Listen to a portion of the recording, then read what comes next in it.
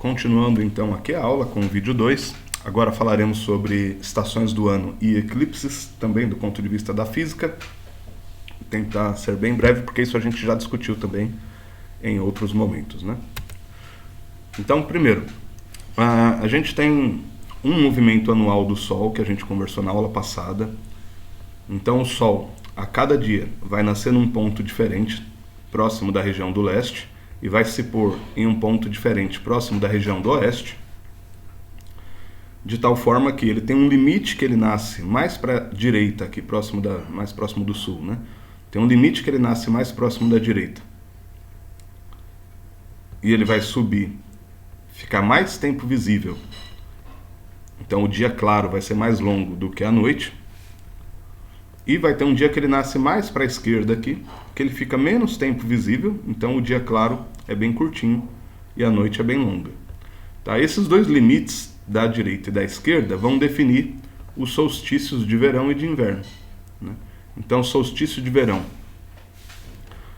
dia claro mais longo, solstício de inverno, dia claro mais curto, então menos exposição do Sol. Outra questão é que para quem está aqui no hemisfério sul,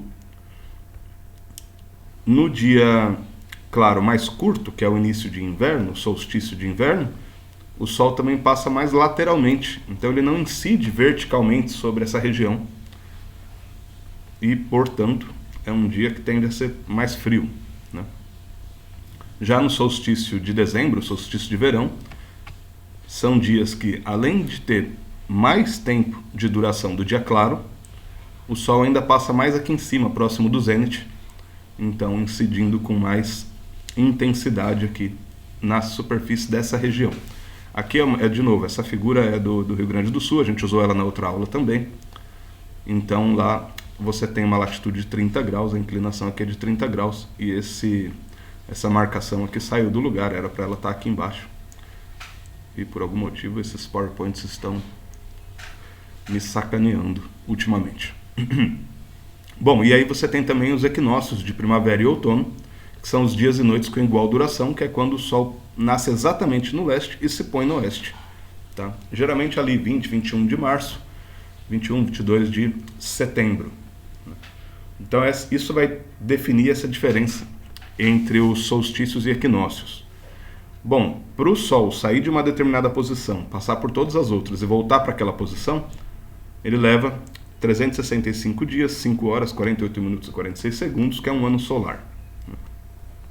A explicação geocêntrica é a explicação que a gente usa para o nosso referencial. A gente está na Terra e vê o Sol fazendo esse movimento do ponto de vista da Terra. Então, do referencial terrestre, o Sol faz esse movimento e assim a gente explica as estações do ano. Tá? Então, sintetizando, quando que começa o verão? Quando o Sol chega no ponto mais à direita de nascimento. Quando que começa o inverno? Quando ele chega no ponto mais à esquerda, lá para o dia 20 de junho. Quando que começa a primavera? Quando ele nasce exatamente no leste, indo para a direita. E o outono, quando ele nasce exatamente no leste, indo para a esquerda. Então, as estações do ano são assim. Do leste até o solstício de dezembro, primavera. Do solstício de dezembro até nascer no leste, verão. Nascer no leste até o solstício de junho, outono, e do solstício de junho até nascer no leste de novo, inverno. Tá? Então, essas são as 4 estações do ano. E aí, no caso, é importante essa explicação geocêntrica, e ela para a gente é a mais importante porque a gente vive na Terra, né? A nossa vida depende do que acontece do ponto de vista da Terra, e não do ponto de vista de Vênus, de Mercúrio, de Andrômeda, enfim. Então, os animais e os vegetais, todas as formas de vida, não só animal e vegetal, mas principalmente animal e vegetal, depende desse ciclo anual de épocas mais quentes, épocas mais úmidas, mais frias, mais secas, enfim, para a dinâmica da vida, né? Também a gente pode explicar de uma forma heliocêntrica, colocando o referencial no Sol, e aí a explicação se dá pela inclinação do eixo de rotação da Terra em relação à sua órbita, né? Então, se a gente pensa na Terra aqui girando ao redor do Sol, a gente vai ter o eixo de rotação da Terra um pouco inclinado, 23,5 graus com relação ao plano da órbita, a eclíptica, e, portanto, em determinada época, por exemplo, em junho, a incidência da luz solar é mais intensa no hemisfério norte, na parte de cima aqui da Terra. Perceba que ela está horizontal aqui com essa linha branca pequenininha, que é o Trópico de Câncer. Depois passa aqui setembro, só para a gente olhar aqui em dezembro, que é o oposto. Solstício de dezembro, lá para o dia 20, 22 de dezembro, a incidência da luz solar está chegando aqui verticalmente nessa linha branca aqui de baixo, que é o Trópico de Capricórnio, que passa aqui por São Paulo, né? Tá? Então aqui vai ser o início do nosso verão, enquanto que vai ser o início do inverno para quem está no hemisfério norte, porque aqui o sol está batendo de ladinho agora, né? E em junho é início do verão para quem está no hemisfério norte, e para a gente é o início do inverno, porque a luz do sol está passando mais raspando aqui, mais de lado, né? Tá? É o mesmo fenômeno explicado por dois referenciais diferentes. Quando está em março ou em setembro, nos equinócios de primavera e outono, a luz do sol incide mais verticalmente sobre o Equador e não sobre nenhum dos trópicos, né? Perfeito? Uma confusão comum, tomem cuidado com isso, é dizer que as estações do ano estão ligadas com a distância da Terra até o Sol. Ah, quando é inverno é porque a Terra está mais distante do Sol do que quando é verão, que ela está mais perto. Isso não existe, então tomem cuidado com essa informação quando aparecer aí em exercícios, em problemas vestibulares, etc., né? E, por fim, falar um pouco sobre eclipses. Tem algumas imagens que eu acho bem bonitas aqui. A gente já entendeu, né, nessas últimas aulas sobre os fenômenos, enfim, as fases da Lua tem a ver com posição Terra, Lua e Sol, né? E a posição da Terra ao redor do Sol, ou da Terra em relação ao Sol, também vai dar essas diferenças entre estações. E como existe uma mecânica desse movimento, Terra, Lua e Sol, desse sistema Terra, Lua e Sol, por vezes ocorrem eclipses, né? Então, primeiro começar com algumas imagens, para depois a gente entender a mecânica dos eclipses. Mas aqui uma imagem muito bonita, também publicada no APOD, 29 de setembro de 2015, eclipse lunar total em superlua e uma tempestade de raios. Então aqui era época de superlua, ou seja, quando a Lua está mais próxima da Terra possível, e teve um eclipse lunar total.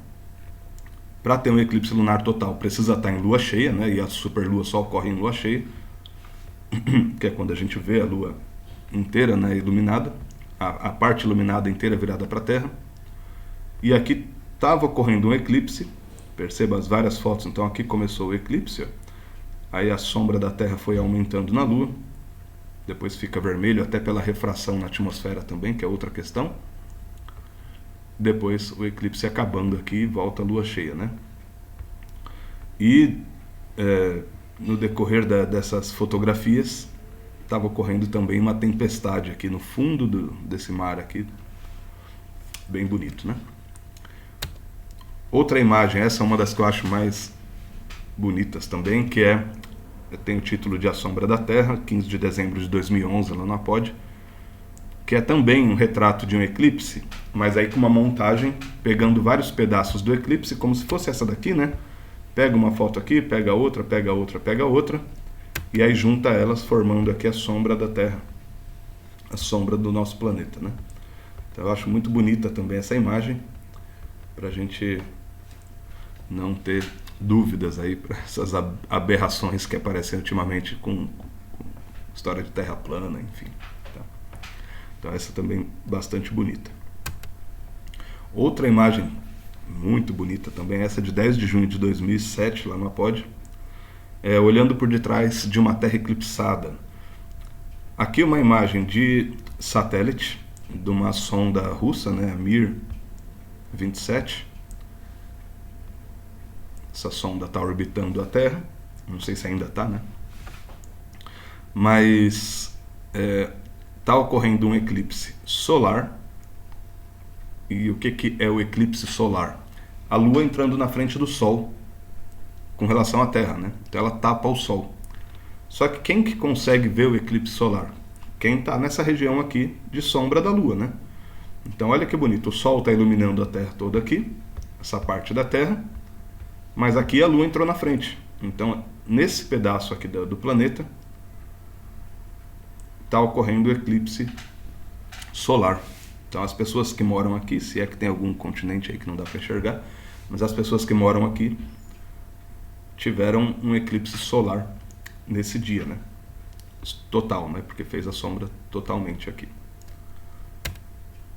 Outro tipo de eclipse, aqui um rápido eclipse duplo do Sol, eclipse solar, né? É a Lua entrando na frente do Sol, então isso 28 de agosto de 2017, né, que foi publicado. A Lua entrando na frente do Sol, então é um eclipse solar. Só que não só a Lua entrou na frente do Sol, como também a Estação Espacial Internacional, a ISS, também estava passando aqui. Então foram tiradas aqui umas 30 fotos, né? Deve ter umas 30 repetições da imagem aqui. Então você fazendo ali umas 30 fotos, ou fazendo um vídeo e depois sobrepondo essas fotos, você vê o momento que a Lua passa na frente do Sol e que a Estação Espacial Internacional passa na frente da Lua e do Sol, né? Aqui não dá para ver, mas a Estação Espacial Internacional está antes da Lua, né? Do ponto de vista da Terra, está mais próximo da Terra. Então você tem a Estação Espacial Internacional, a Lua e o Sol se alinhando, né? E a Terra, né? Então fica muito bonito, né? Terra, Estação Espacial Internacional, Lua e Sol alinhados nesse momento. Muito simbólica também essa imagem, né? Uma das últimas imagens, muito bonitas também, a coroa vista de Svalbard. Coroa é essa região, coroa solar, né? Ou corona. Aliás, corona, né? Antes a gente usava essa expressão para coroa solar. Corona também é um termo usado. E o coronavírus também tem esse nome porque também parece uma coroa. Um vírus formado por uma coroa, né? Revestido por uma coroa, enfim. Mas, enfim, aqui a coroa solar, que é toda essa região do Sol. Isso aqui é Sol, tá? Ainda é massa de gás irradiando luz aqui ao redor do Sol, só que a gente não consegue ver no dia a dia porque a esfera solar aqui mais intensa, a bola do Sol mesmo, é muito mais forte, né, em termos de iluminação. Então essa coroa solar ela fica ofuscada pelo brilho da esfera solar. No entanto, quando você tem um eclipse desse tipo, que a Lua entra exatamente na frente do Sol, quando tem um eclipse total solar, que a Lua entra exatamente na frente do Sol, você consegue enxergar a coroa solar, né? Então, bastante bonita aqui. Um diagrama para explicar, para quem não conseguiu captar ainda a lógica desse sistema, é assim, né? Terra aqui, Sol, e a Lua orbitando a Terra. Então, quando a Lua entra entre o Sol e a Terra, você tem um eclipse solar. Quando a Lua entra na sombra da Terra, então você tem um eclipse lunar, né? Tem o eclipse solar total, se a Lua cobre totalmente o Sol. Tem o eclipse solar parcial, quando cobre só um pedaço, ou o eclipse solar anular, quando é microlua, né? Quando a Lua está um pouco menor do ponto de vista da Terra, ainda fica um anel em volta do Sol.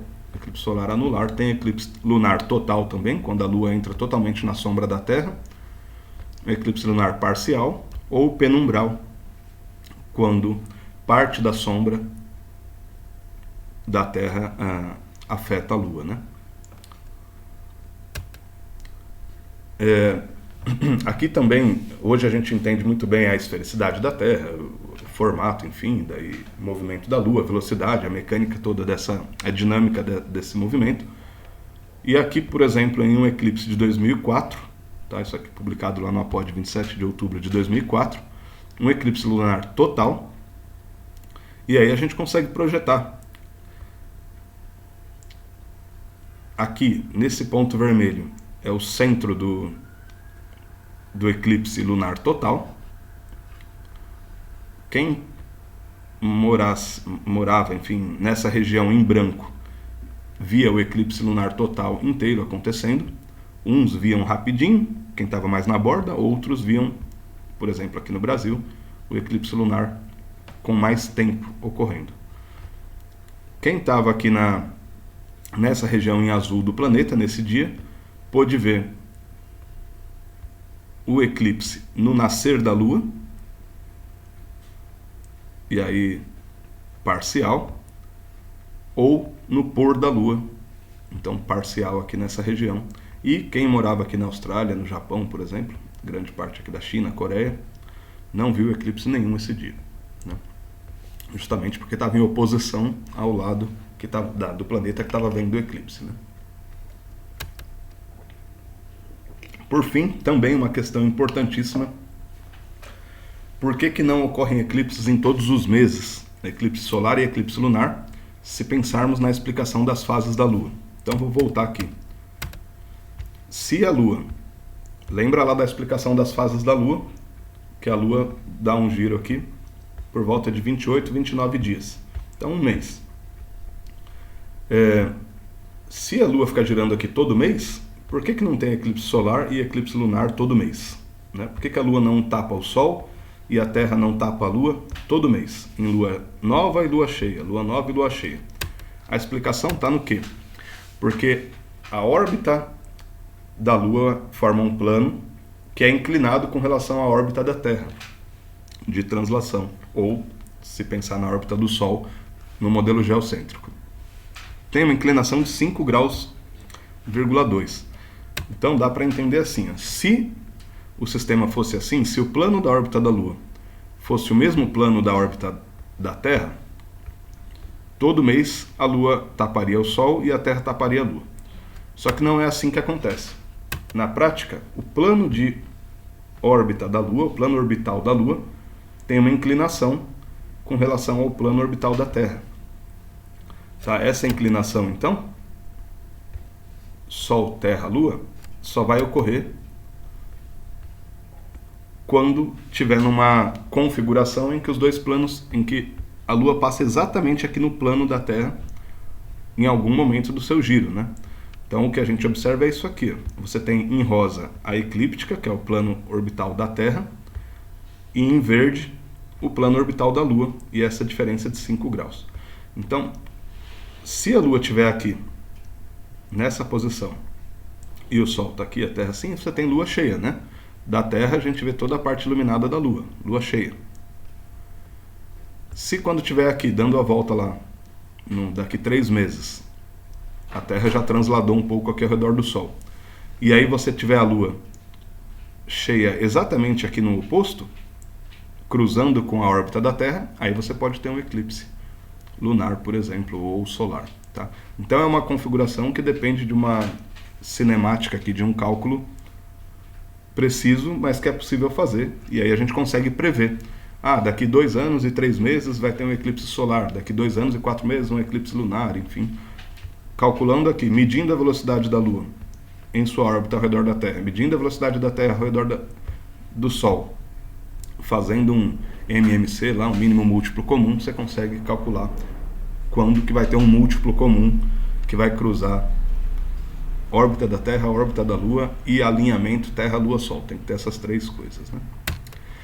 Beleza? Então, bons estudos aí para vocês. Até semana que vem, e vou deixar uns exercícios lá no Moodle para estudo e aprendizagem. Até mais.